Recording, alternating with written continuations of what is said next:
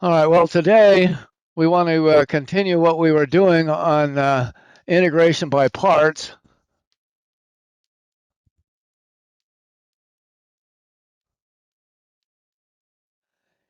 Just with a little bit more in the way of examples. And I did have one more comment too. The very last integral I was doing, there was a factor of 1/2 left off at the very end. Somebody pointed that out right after class.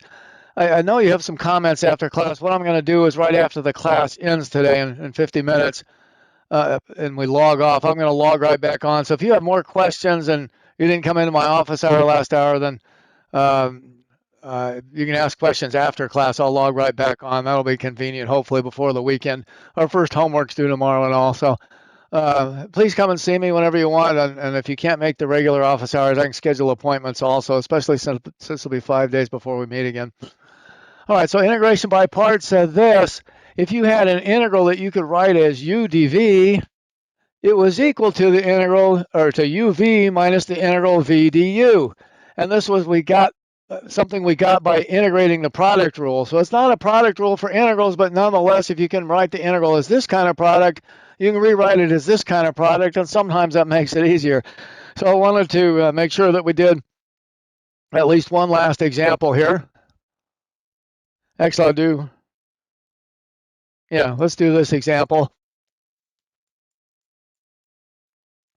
Integral e to the minus x cosine x dx. Let's see if that's on the top of the screen there. I think it is, yeah. This is kind of a tricky one. I wanted to point out that some of these you have to use a little intuition. Right? This isn't a step-by-step thing like differentiation. And this one might just look at it and say, well, I know it's not a sum or difference, and there's no constant to pull out, and I don't see a function of a function really. So all I'm left with is integration by parts, and I try it. Suppose I try letting this be u and let this be dv. So I've written it as an integral of product u dv. All right, and this actually is just something you have to try sometimes and hope something comes out. So if you let u be e to the minus x, then du has to be the derivative, recall, du dx times dx. So it's du dx, the derivative, times dx. And then v is the integral of dv. So we're going to get from this one the derivative of e to the minus x. Remember this rule we said is going to be very important. You want to memorize these kinds of rules. Derivative of e to the kx, right? Derivative of e to the x is e to the x. What's derivative of e to the kx? If you think of that as e to the u, where u is kx, the derivative is e to the u times u prime, right? Which is then e to the kx times k. So I'll write the final result here. So we're going to need that a lot. And here the derivative of e to the minus x is, think of that as e to the minus 1. X is minus 1 times e to the minus x. Right? That's the derivative, and then dx, right? So there's du, the derivative dx, using this rule. Right? Now v is the integral dv, is the integral of cosine x dx, and you remember the integral of cosine is sine, right? That's one of the ones you have to memorize. Plus a constant, but we said we can leave the constant off in computing v because it's going to fall out anyway. Now this one, by this setup, becomes uv minus integral v du. All right, that's the integration by parts. And let's see, u was e to the minus x. V came out to be sine x. Then we got minus integral v sine x.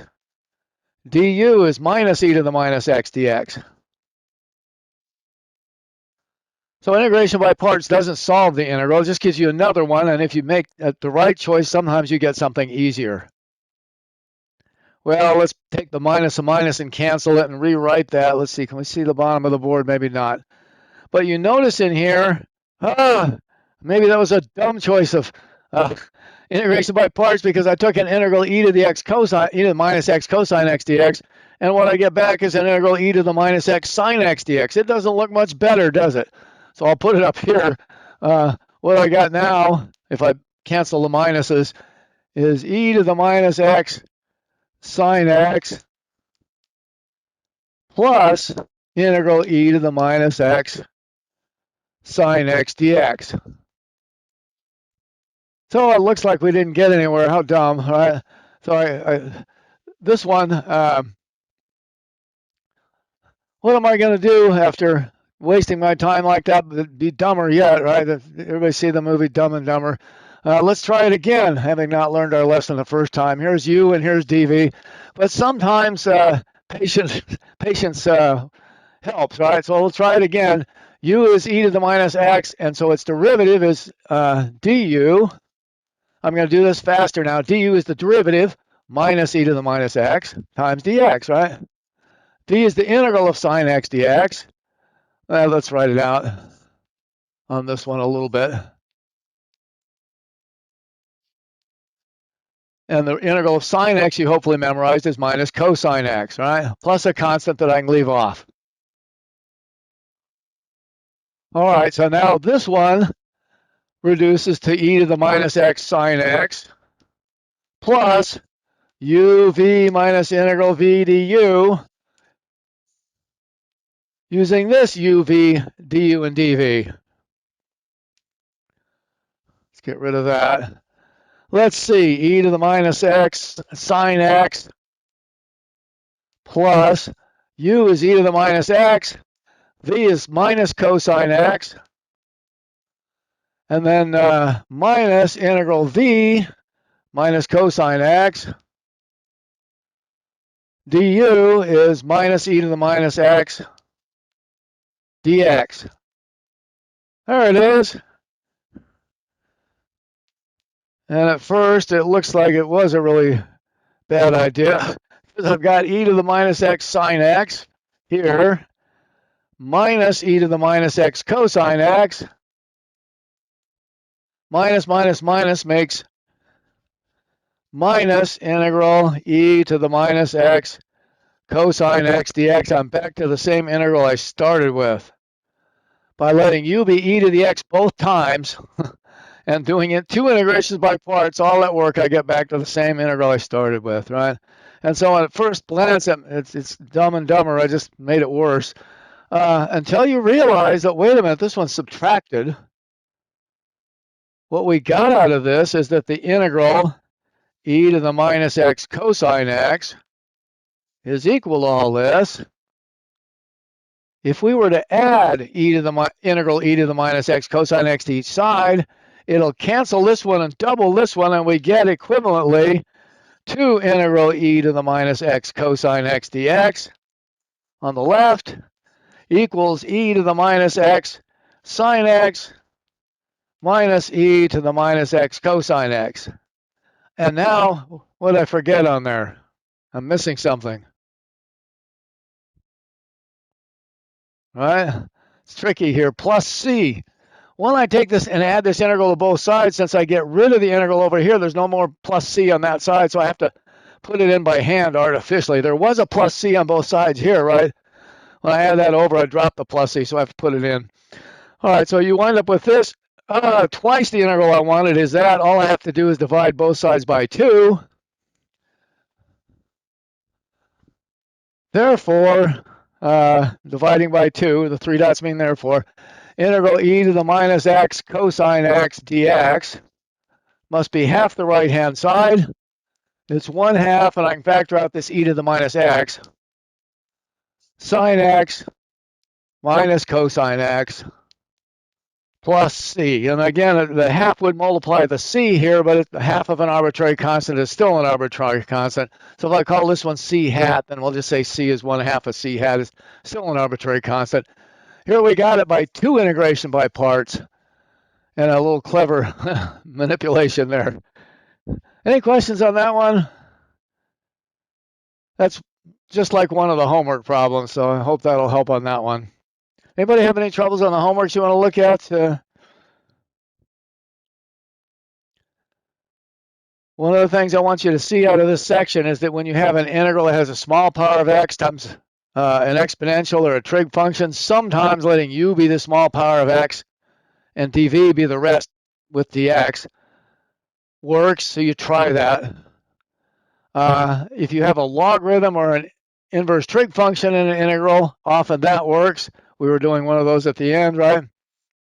But there are other cases that are harder to guess, and but we'll at least recognize those kind of cases.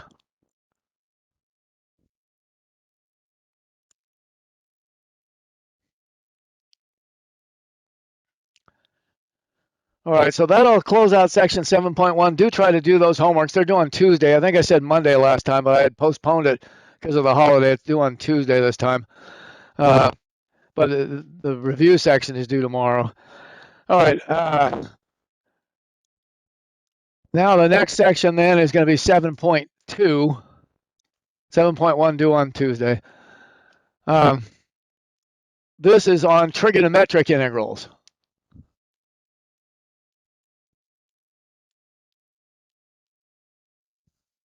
And the good news is there's no new theorems basically whatsoever.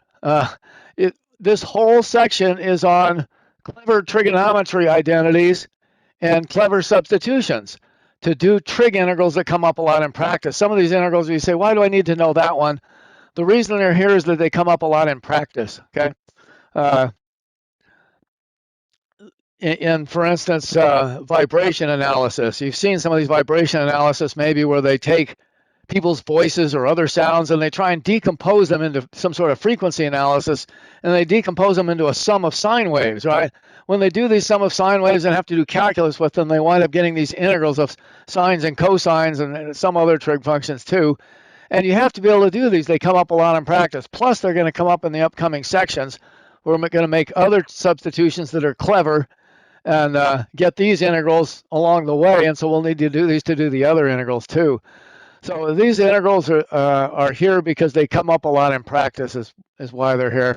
And we're just going to get a bunch of different techniques and wait on doing this homework a couple hours because I'm going to add a few more problems to the section. When we went over to Achieve from WebAssign last semester, we didn't bring over some of the problems, and I noticed that there's not a very comprehensive list. It's kind of a baby list of problems in this section. So I'm going to add a few on some of the techniques that we probably won't even get to today, but don't do the homework until I add a few more problems this afternoon on 7.2. Go ahead and do 7.1 and the review section. But here's the first kind of integral. So I'm just going to give a bunch of different trig integrals that come up in practice and the special techniques that you can use to attack them. Here's one that comes up all the time. Integral of sine squared kx or integral cosine squared kx. It's amazing how often these things come up. And we don't have a technique to get them yet. All the techniques we've tried so far fail. So what happens in this case a lot is you can come up with a clever substitution. I told you that big, thick integral book. I should get it here. I think I have it, actually. Yeah, here it is.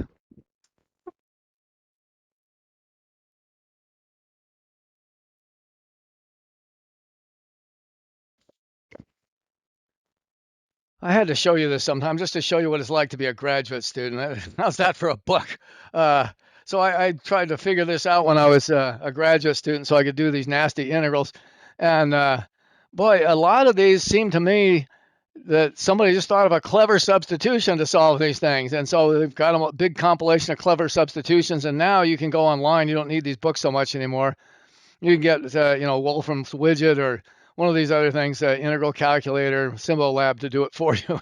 That's much nicer than looking through a book like this and toting that thing around. But these things are exactly the same kind of thing, just that come up a lot. The book is all sorts of abstract integrals that somebody might need once in a while. But that's what a lot of these integration things amount to, is a clever substitution. I think it's the most important thing after the basic rules for, sum and difference and pull a constant out in the power rule. So how are we going to do these that come up a lot? Here's the trick. It all comes down just to remembering a trigonometry identity. How about that? The half angle identity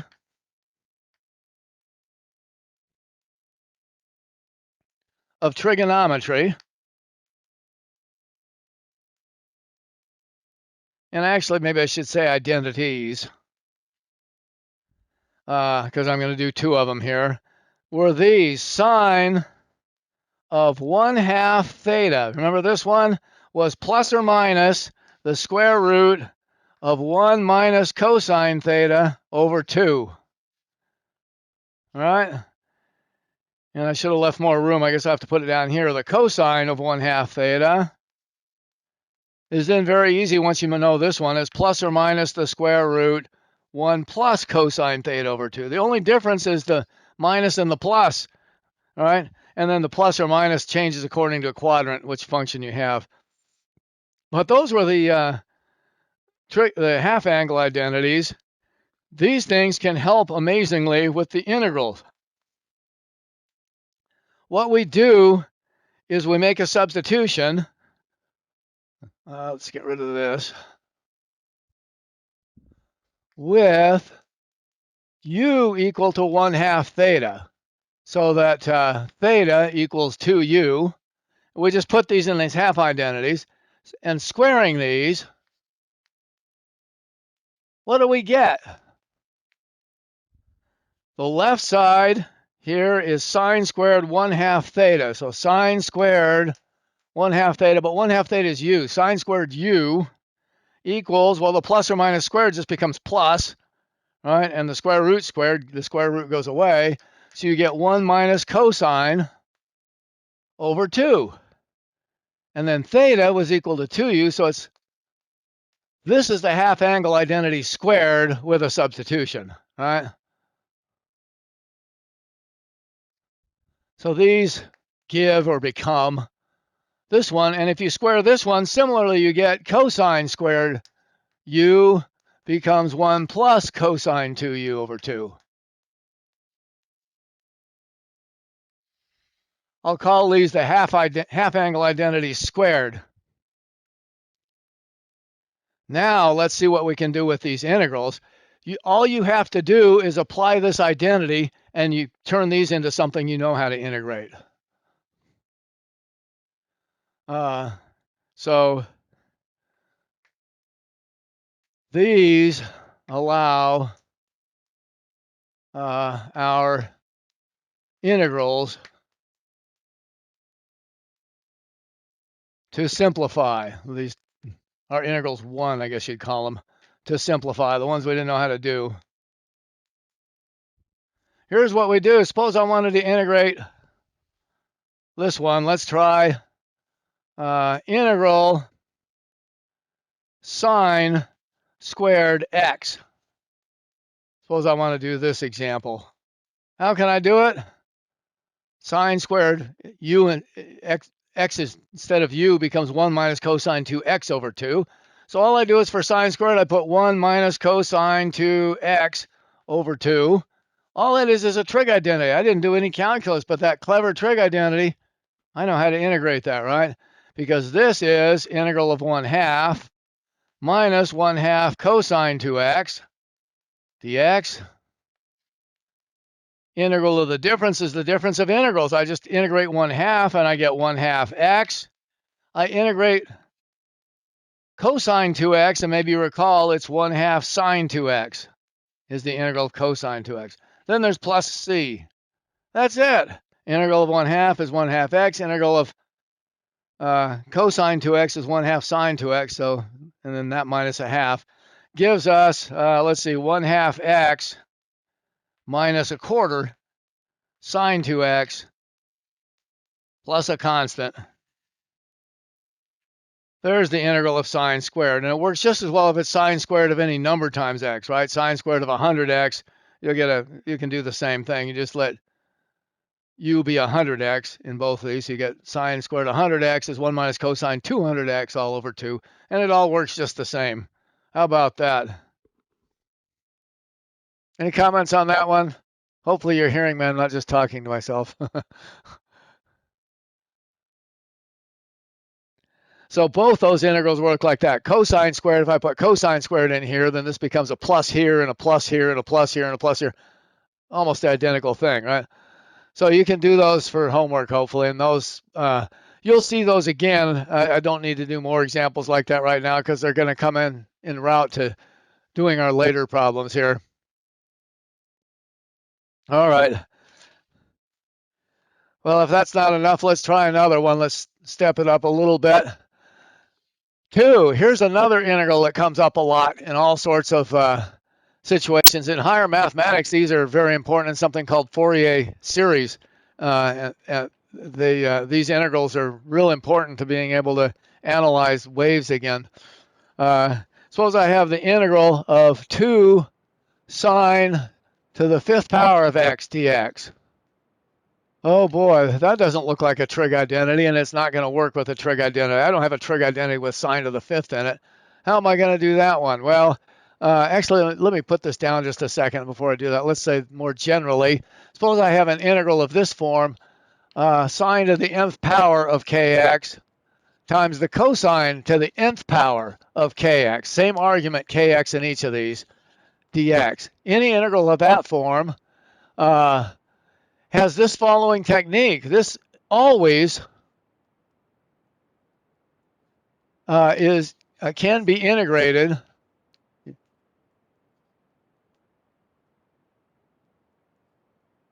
by a substitution u equals cosine kx if m is odd, or that's a put on here, or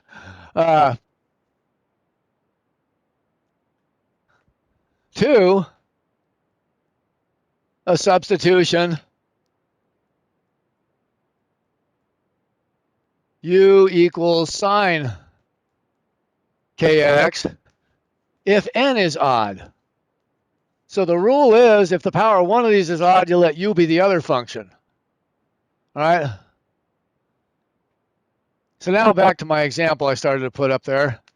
If I wanted to integrate sine to 5th power of x dx, how could I do that?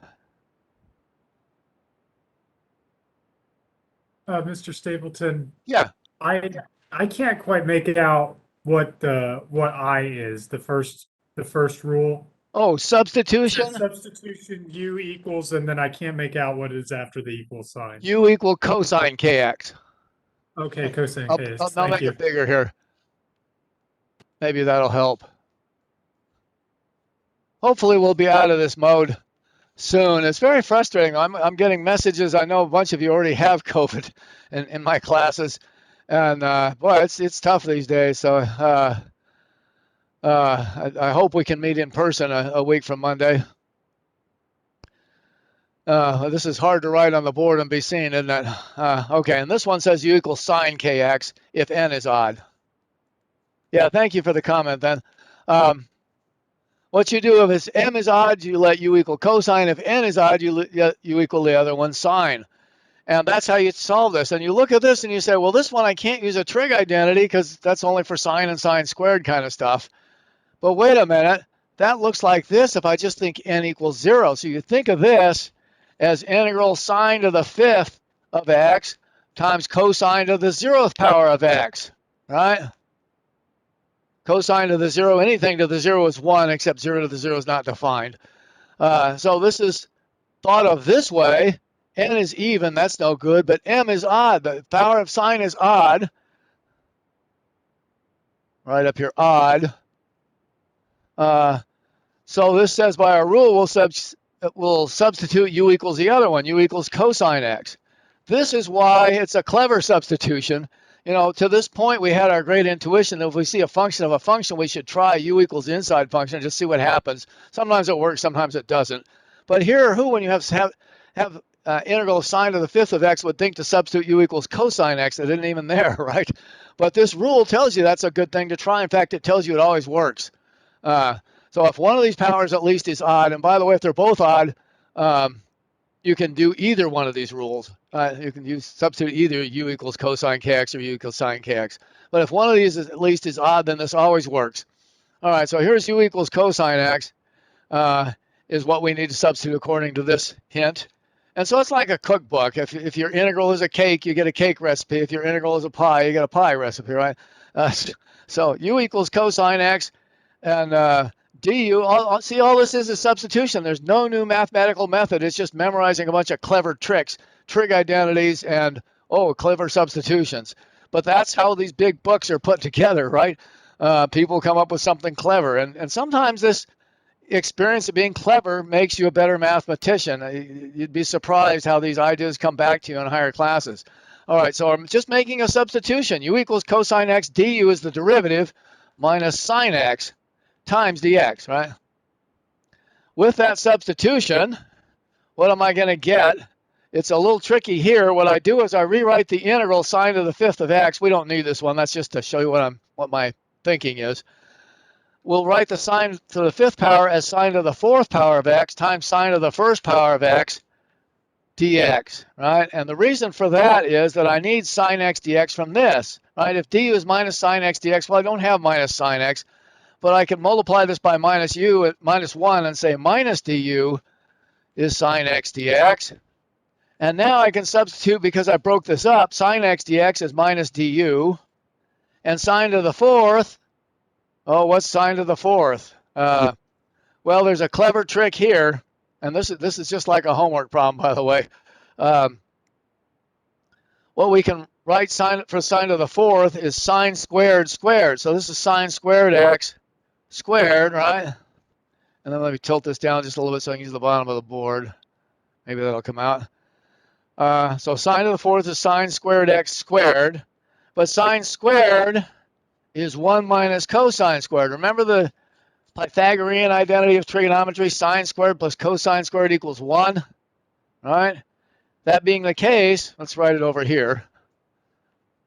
Sine squared x plus cosine squared x equals 1. If you subtract cosine squared x from each side, you know that sine squared is 1 minus cosine squared x. So I'm making another trig identity substitution here. Sine squared is equal to 1 minus cosine squared by the Pythagorean identity of trigonometry. And then this whole thing has to be squared. So sine squared is sine to the fourth is 1 minus cosine squared squared. But wait a minute, cosine is u, so this is 1 minus u squared squared. There's the substitution. You replace the sine to the fourth with 1 minus u squared squared. And now look how this simplifies. This is great. I told you this always works. So don't give up if you don't see it right away. This is integral of sine to the fourth becomes 1 minus u squared squared. And then sine x dx becomes minus du. There it is. This integral is this one just by breaking sine to the fifth into sine to the fourth times sine to the first. But this one, by the simple u substitution, u equals cosine x that isn't even there, becomes this. And this is easy. Do you see how this one does, maybe? You pull a minus out, minus the integral 1 minus u squared squared du. And then you just multiply this out, and now you're down to the power rule, right? 1 minus u squared squared by FOIL is 1 minus 2u squared plus u to the fourth. Right? If you multiply 1 minus u squared times 1 minus u squared, you get that. That's easy. That's just integral of the sum and difference and powers. So we go back to the simple rules. I guess I have to get rid of this. So we've got minus integral of 1 is u. Integral of u squared is u cubed over 3. Integral of u to the fourth is u to the fifth over 5. Then I've got the plus c. When I drop my last integral, I need to include the plus c. And now I just remember that u was cosine x, and I put it back in, right? So this will be minus the cosine of x minus 2/3 cosine cubed x plus 1/5 cosine to the fifth power of x plus c. There's the integral of sine to the fifth power. And now you realize that with this method, you can integrate any odd power of sine or cosine. How about that? Which does come up every once in a while. Could you move the camera up so we can see the top? Yeah, sure. I was going to do it in a second. I was trying to, yeah, thank you. Thank you.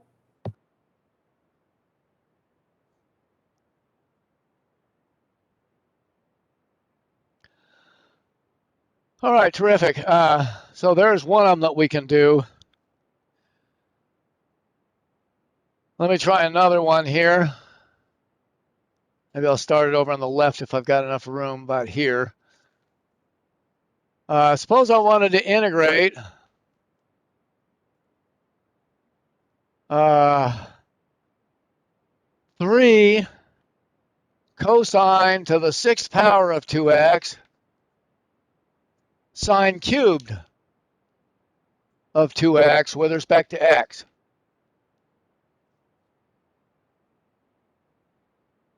This one really obviously is already of the form 2 that we wrote up there. So I'll just say by the substitution method for 2, what we want to do is find one of those powers that's odd and let u equal the other function.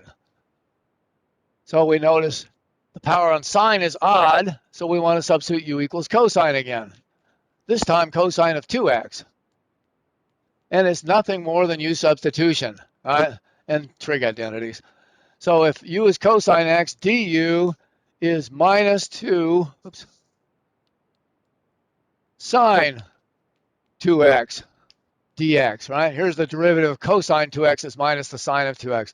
One thing I do want you to make sure you're very good at immediately is these kinds of derivatives, because these will come up a lot the next bunch of sections. So I can make a little note on the side here.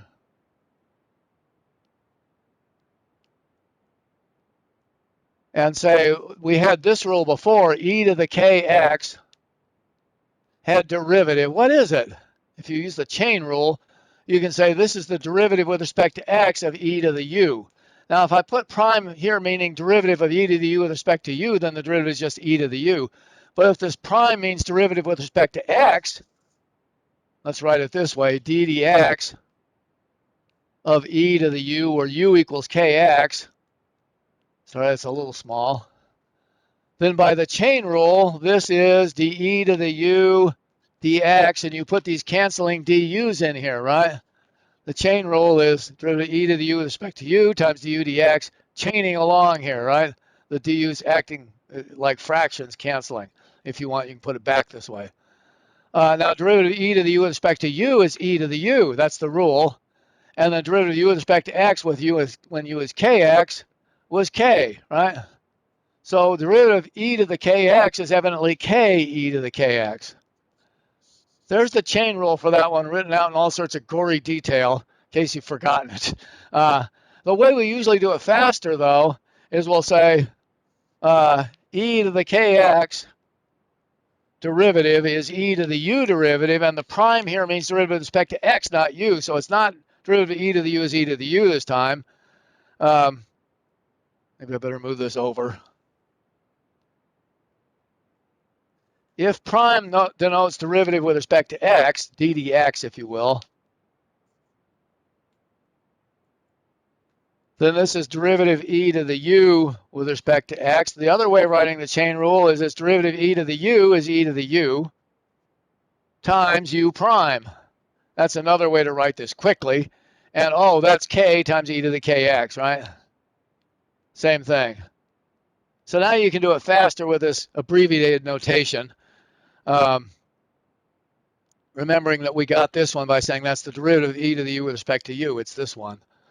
All right, so that was an important rule. But now we have similar rules for sines and cosines and so forth, right? What's the derivative of sine? Let's see, I'm sorry, cosine kx in this case.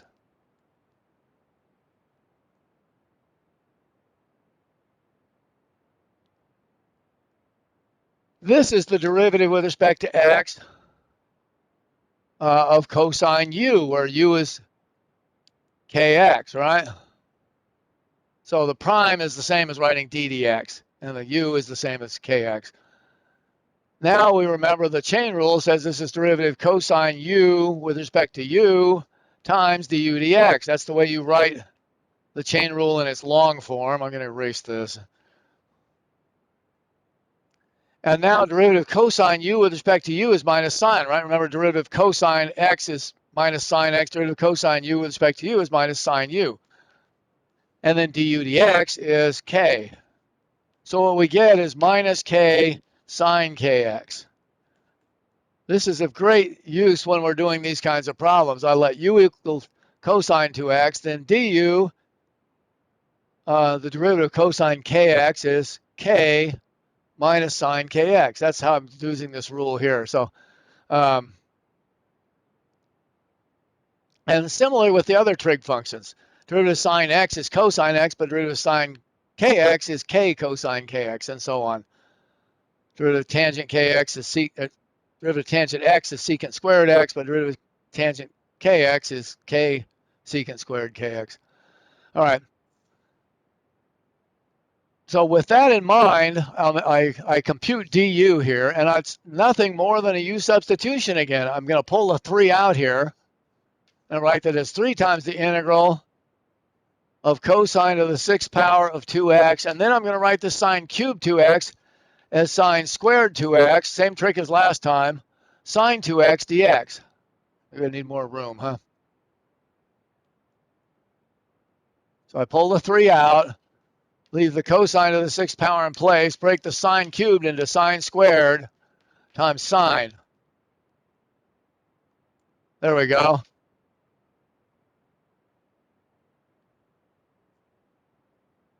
Why did I do that? Because I'm going to need it here, right?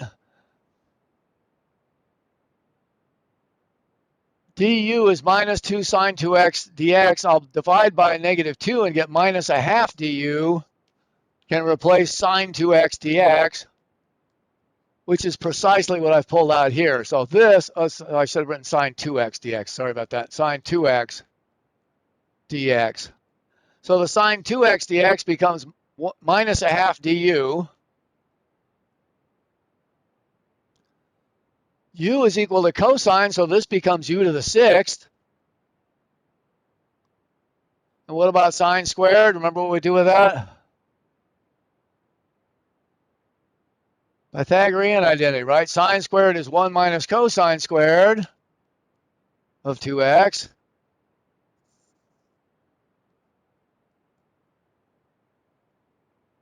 And that's 1 minus u squared, right? Because u is cosine 2x. So this becomes the 3 times the integral of u to the 6th. It's nothing more than substitution. This becomes 1 minus u squared. This becomes minus a half du. There it is. So I'll pull the minus a half out and say this is minus 3 halves integral u to the 6th minus u to the 8th du. Just a little algebra there and pull the minus a half out. This is an easy integral, right? Maybe I'll move this down just a bit. And so we'd say, oh, u to the 6th integrates to u to the 7th over 7. U to the 8th becomes integrates to u to the 9th over 9. And then there's the obligatory plus c, right? All right, I'm going to get rid of this old stuff then.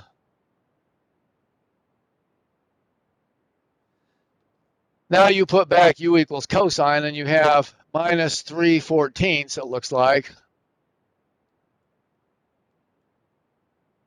Cosine to the 7th power of 2x. Right, u is cosine 2x, and this is minus 3 over 18, which is minus 1/3. I'm sorry, that's not right. It's minus 1/6. I'm sorry, minus 3. Yeah, minus 1/6 cosine to the 9th power of 2x plus c. Get out of your way here.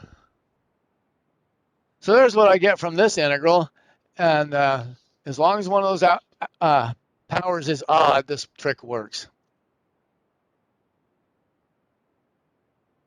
Again, when you go home and try these, you know, it's so easy to make a mistake on these long problems.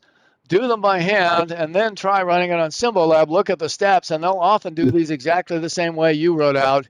Their actual calculator doesn't work that way, but they've programmed it to write out those steps nonetheless. So do that, and it's a really good teacher just to look at what it did and see, compare it with what you did. On the second term of that answer, aren't we multiplying a negative by a negative? Oh, yeah, I've got a plus. Thank you. Yep.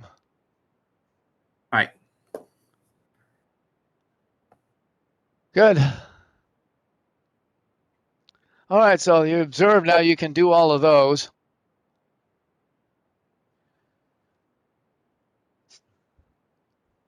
Got just a little more time here.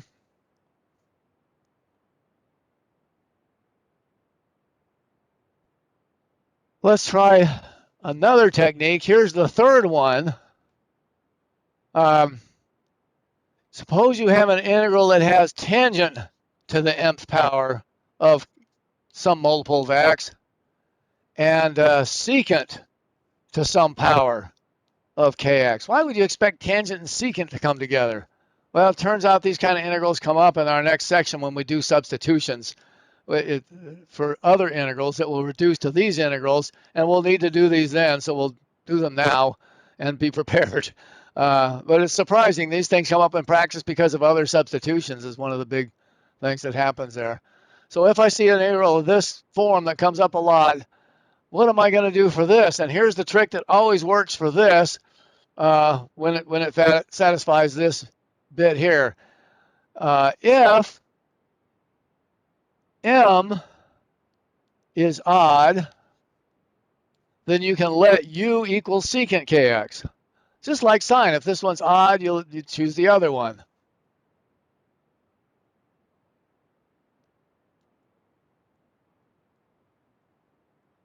Or, this one is different here, if n is even, let u equals tangent kx. So I still pick the other function, but this time you want either the power of tangent to be odd or the power of secant to be even. And then you substitute u equal the other one. And this always works. So suppose I had this problem here, and again, this is like a homework problem. Suppose I want to integrate from 0 to pi over 4 tangent cubed x secant to the fourth of x dx. How about that? That's just like this. Again, if you just see secant to the fourth, that's still good enough because you can think of tangent to the 0, and this one's even, so you can substitute u equal tangent even though it's not there, and it will work. And if you have an odd power of tangent alone, this works every time, right? So let's try this one. Tangent has an odd power like we want, and secant has an even power. We can let u equal either one, right? So which one do we want to do? It doesn't matter. Let's let u equal tangent x, and then du, right? We can because the power of this one's even. Du will then be the derivative of tangent, which you memorize as secant squared. I told you have to know all these, right? And then multiply that times dx. So it's nothing more than a substitution, but it's a clever one, right? You have to know just what to substitute. To get, well, let's see. First, I'm going to reduce it again. I want my du to be secant squared x dx, so I'll break that out and rewrite this as integral from 0 to pi over 4, tangent cubed, secant squared times secant squared. And again, I do that so that I have the du at the end. So that's going to become du.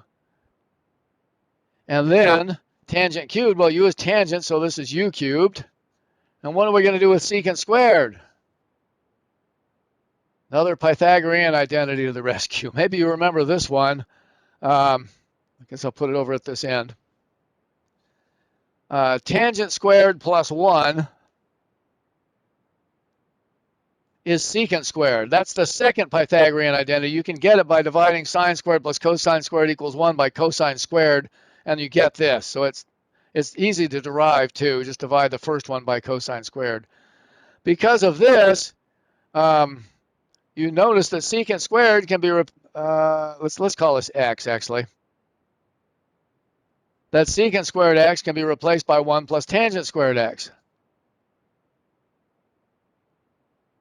All right, but wait, 1 plus tangent squared x is 1 plus u squared. Right? So now I have it. Maybe it's too low on the board. I think it's okay.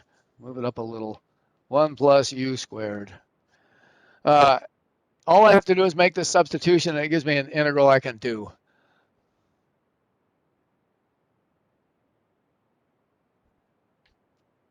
So I'm going to rewrite this as integral u cubed 1 plus u squared du.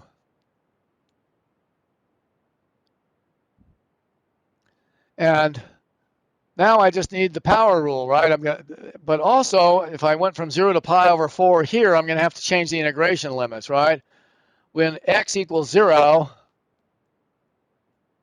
u equals tangent x is tangent 0. Remember, tangent of 0 is 0 from trig. When x equals pi over 4, you recall, now u is tangent pi over 4. You recall tangent pi over 4 or 45 degrees is 1. So this new integral is actually going to go from 0 to 1 over u, and you don't ever have to go back to x. If you want, you can go back to x and then plug in the original endpoints. I think this is an important technique to practice, though, so we'll do this. So this is integral from 0 to 1 of u cubed plus u to the 5th with respect to u is just u to the 4th over 4 plus u to the 6th over 6 by integral of the sum is the sum of the integrals and applying the power rule twice, and then plus an arbitrary constant. You put back that u was equal to tangent x, and you find out that this integral was actually 1/4 tangent to the 4th plus 1/6 tangent to the 6th plus a constant. There it is. Then there's another rule that puts together cotangent and cosecant in a similar way. And that's not on the homework yet, but I'm going to put it on in just a little bit here. Any questions on this one, that one? Look right, yeah. Why are we adding a constant c if we're doing a definite integral? Oh, I'm sorry. Yeah, because I slipped up there. Yeah, I'm supposed to plug in 0 and 1. My apologies. Yeah, you can leave that off. 0 to 1. The point of this was to do a different one. So this is all going to be going from 0 to 1. Thank you for catching before we go off this time. So it's 1/4.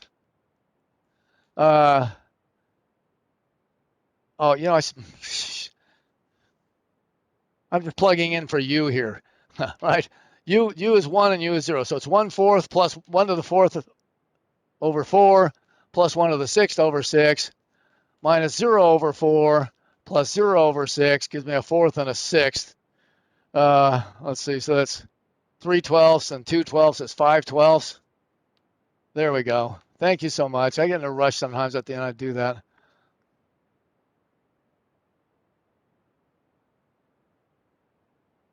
All right, well, that's about all we have time for today. We've got about 30 seconds left and we got to go, so I won't start another one. Try these problems again. Come see me as you have questions.